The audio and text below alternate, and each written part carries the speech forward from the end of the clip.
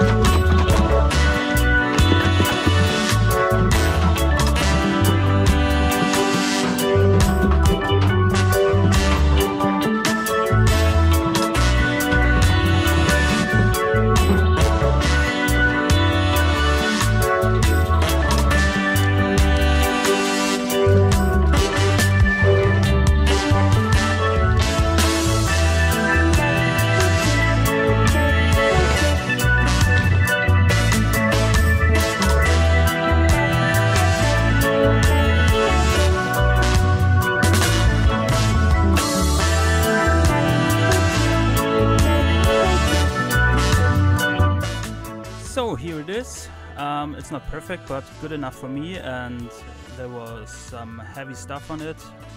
And the nice thing is, it has a mild, neutral smell, and it was so much fun, so I think I will do my next laundry like this. Thanks for watching, and if you want to support my work, subscribe to my channel. Thank you.